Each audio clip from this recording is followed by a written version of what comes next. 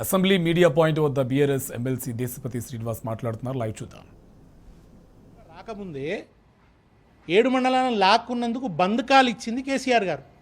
మీరు ఏం పోరాటం చేశారు జీవన్ రెడ్డి గారు? కాంగ్రెస్ పార్టీ ఏం పోరాటం చేసింది? అప్పుడు ఒక 80-90 మంది ఎంపీలు ఉన్నారు కాంగ్రెస్కి పార్లమెంట్లో. 7 మండలాలను గుంజుకుంటే ఇది అన్యాయం అని పార్లమెంట్లో ఎందుకు కాంగ్రెస్ పార్టీ గట్టిగా మాట్లాడలేదు? ఎందుకు నిలదీయలేదు?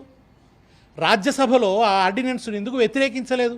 రాజ్యసభలో కనుక ఆమోదించకపోతే ఆ 7 మండలాలను గుంజుకోగలిగేవాళ్ళ? అప్పుడు మీకు సంఖ్యాబలం ఎక్కువ ఉంది పార్లమెంట్లో. బీఆర్ఎస్ నుంచి ఎవరున్నారు పార్లమెంట్లో? ఒక కేకే గారు తప్ప ఎవరు లేరు. అప్పుడు ఆపాల్సింది మీరు, అప్పుడు అడ్డుకోవాల్సింది మీరు. పార్లమెంట్లో మీకు ఆ బలం ఉంది, మీరు ఆ పోరాటం చేయలేదు. మీ సహకారంతోనే బీజేపీ ప్రభుత్వం లాక్కున్నది. మీ మౌనమే ఒక కుమ్మక్కు. మీరు కుమ్మక్కు కావడం వల్లనే 7 మండలాలను గుంజుకోగలిగినరు, సీలేరును కూడా గుంజుకోగలిగినరు. విభజన హామీల గురించి పోరాడలేదని అంటున్నారు. నిజానికి విభజన హామీల గురించి పార్లమెంట్లో పోరాడింది బీఆర్ఎస్. మీరెప్పుడు కలిసి రాలేదు, మీరెప్పుడు ఒక ప్రశ్న వేయలేదు.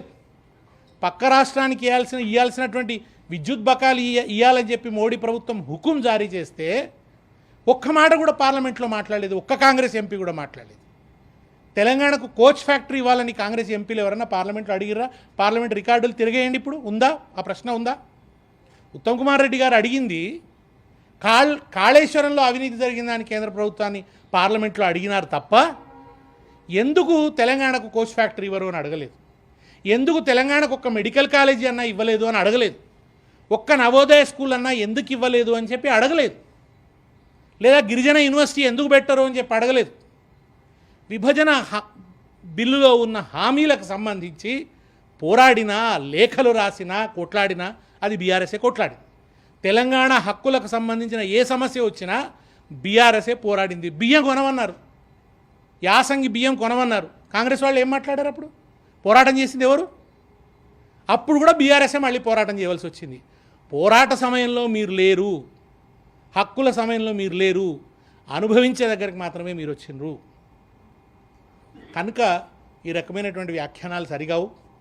బీఆర్ఎస్ని తిడితే కాంగ్రెస్లో మీకు స్థానం పెరుగుతుంది కావచ్చు. మీరు కరీంనగర్ ఉప ఎన్నిక సందర్భంలో కేసీఆర్ గారిని తిట్టారు, ఫలితంగా మీరు మంత్రి కాగలిగారు. ఇప్పుడు కూడా మీరు బీఆర్ఎస్ని తిడితే మంత్రి అవుతారేమో, బహుశా ఆ లక్ష్యం ఏమన్నా ఉన్నదేమో. ఎందుకు సార్ అంతా? మీరు సీనియర్ సభ్యులు, మీరు చాలా అనుభవజ్ఞులు. అందరూ కాంగ్రెస్ నుంచి అటు ఇటు మారినా మీరు కాంగ్రెస్నే పట్టుకొని ఉన్నారు.